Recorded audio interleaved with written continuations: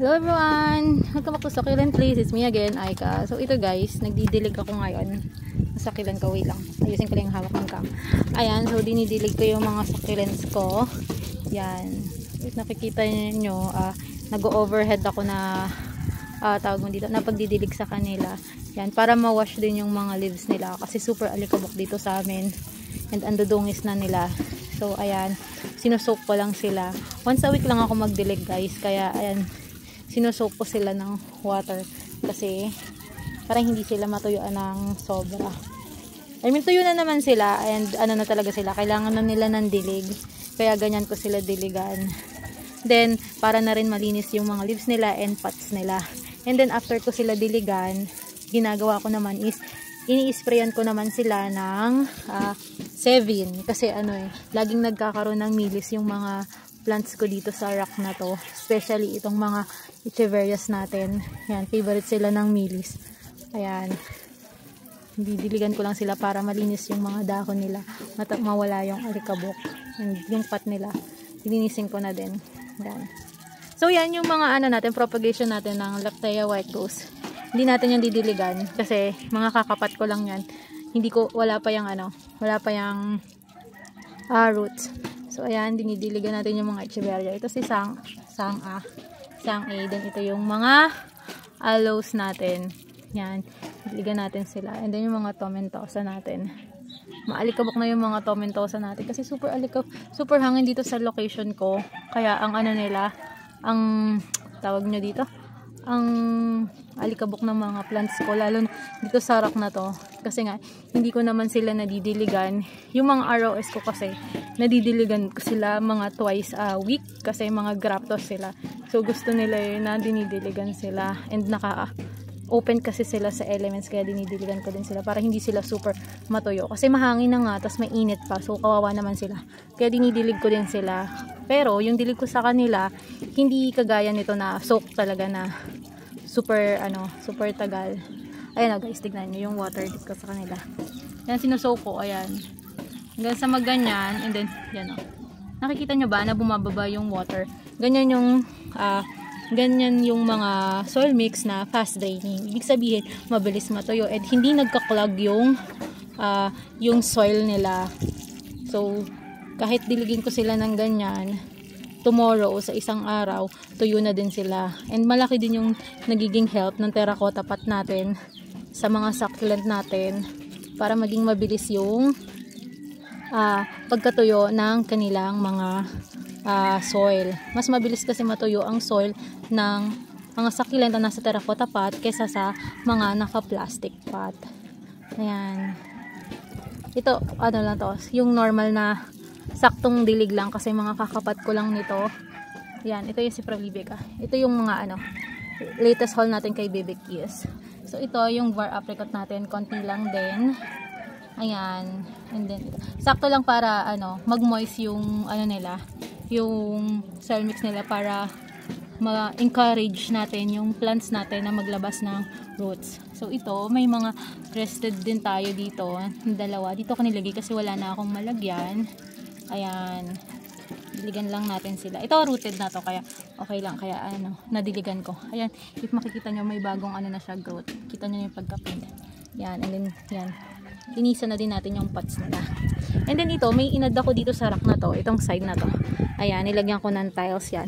Nilagyan ko ng maliit na patungan dyan kasi wala na talaga akong space. So yan, dyan ko nilagay itong variegated natin na na Lactea, si Poisoni, and nakalimutan ko yung ID nito. Ayan, lagay ko na lang sa screen yung ID niya if maalala ko. And then ito, may crested din tayo. And then si Showbay, ito si Showbay, medyo nahihirapan ako sa kanya, parang wala akong nakikitang sa kanya, new growth. Yan, and then meron din tayo ditong isang crested. And then ito, bagong repat ko lang to, pero didiligan ko na to kasi ang tagal ko na hindi dinidiligan to, gym na to. Ayan, if makikita nyo, nakalagay siya sa sa baso. Yan, sa ceramic cup. Yan, kasi yung mama ko, nag Japan surplus, and ang dami niyang binili guys na ganyan. na ceramic na baso. Sabi niya, taniman ko daw nung mga maliliit kong cactus. O, diba? Nagkaroon ako ng instant na mga pots. Ano din kasi si mama plantita. Mahilig siya sa plants. So, yan. Ito yung bago din sa rack na to. Nilagay ko dito yung mga haworthia ko. Yan, kasi may bala ko kasi gawing puro succulent na doon. So, ayan.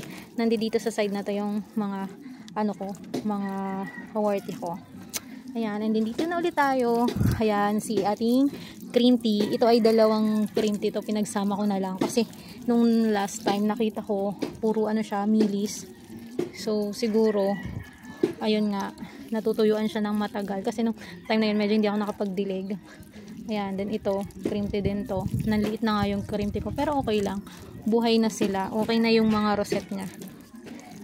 Okay na naman yung rosette niya Yan, cream tea. Then, dito si Mont Blanc natin na maliit. Yan. Yan, dinidiligan ko lang sila na mabasa talaga yung nila. Yung yung lupa nila. Yan, para makainom sila ng maayos. Then, ito yung isa pa nating cream tea. May 4 tayong cream tea dito sa mga regular pot natin. Ayan, itong cream tea na to, lagi ko din itong dini-sprayan ngayon ng 7. Yung 7 kasi yung ginagamit ko pang pang milis. Yan, sa millibugs. Yun yung ginagamit kong pesticide, insecticide. Yan, and another din to. Cream tea, itong cream tea. Then ito yung malaki nating cream tea. Yan, ang laki niya na guys. And super taba niyan. As in, nakakatuwa siya. Yan. May missing nyo tayo dito. Ito ire-repat ko tong missing nyo na to kasi ilalagay ko siya dun sa sa rack natin sa gilid kasi ilalagay ko dun yung mga purplish pink ko. Ito is Monroe. Ewan ko bakit ganito yung color ng Monroe na to. Pink Monroe ba to? O what? Basta ganyan yung color niya. Hindi ko lang kung Monroe ba siya or champagne kasi wala na siyang farina. Then ito yung Lawi X tiramisu natin. Ang laki na din. And ang ganda ng farina nito guys. Yan. Kaya inamin ko lang din. Doon katabi niya si Laura. Ito si Laura tagal ko nang pinagpaplanuhang ipat to. Pero lagi ko na lang nakakalimutan siya ipat. So ayan si Laura. Ayan nag twin head na siya. Ayan, irerepat natin to sa mas malaking pot. Then ito yung isa nating crispate, 'di ba? Ang dungis nila. May mga may mga bakas pa ng 7. Pero okay lang 'yan, at least buhay yung plants natin. Mas nakakaiyak naman kung mamamatay sila pag napabayaan, 'di ba? So ayan, sinoke ko lang sila. Next ko namang pakita ko pala sa inyo yung ito yung yung propagation ko ng mga Mendozae. Yan. And then after ko sila diligan yan, isoak sila. Wait ko lang siguro mga 5 minutes. Magi-spray naman tayo ng 7. 7 ko naman sila. Para habang natutuyo sila, ayun, 7 na yung nila. Yung nasa leaves nila. Guys, tapos na tayo dilig sa kanila and nilinis ko yung mga pot nila. So ngayon, i-sprayan na natin sila ng 7 para may protection naman sila from milis. Ayan, ini-spray natin sila isa-isa. Siguraduhin natin may sprayan natin yung kada singit-singit ng mga leaves nila kasi doon kasi minsan nagtatago yung milis, and then ini-sprayan ko din yung yung soil nila. Yan. Kasama din natin ini-sprayan yung top ng soil nila para madiligan din yung soil nila ng 7 para hindi pa makaya na kung ano mang insekto. Ayan. Mas mabuti na yung may prevention tayo sa mga insekto kaysa abutan tayo ng napakaraming insekto sa mga halaman natin.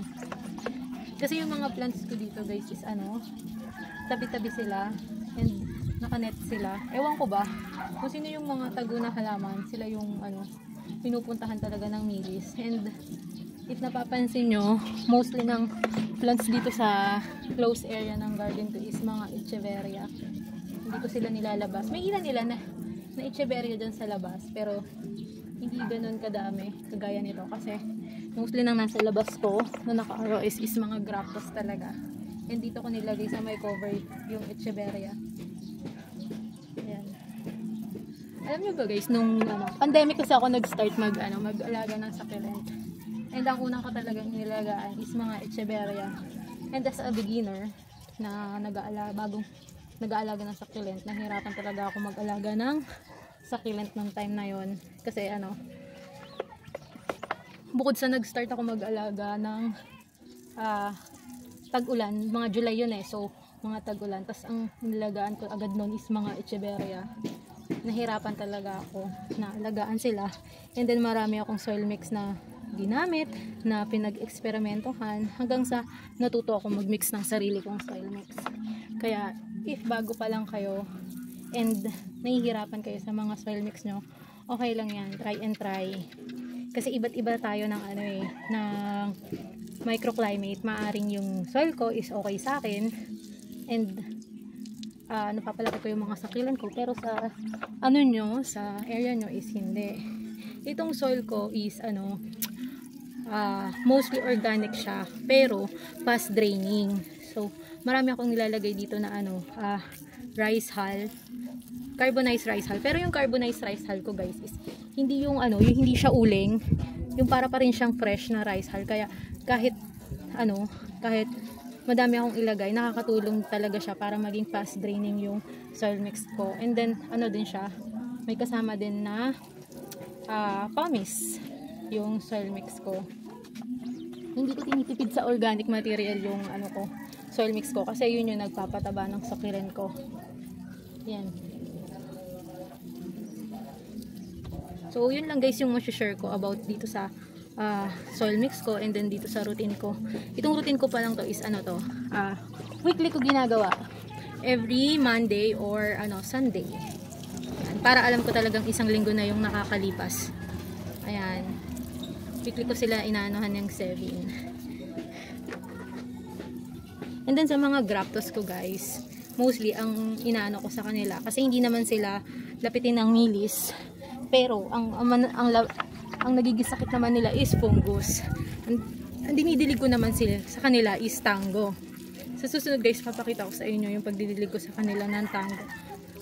Wala namang pinagkaiba sa pagdidilig ko dito nitong 7.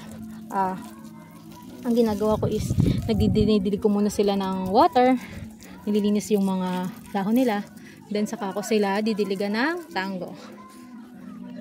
So ayan guys, wala naman kayong makikita dito sa video ko talaga na nagdidilig lang talaga ako. So, yun lang guys. Thanks for watching. Bye!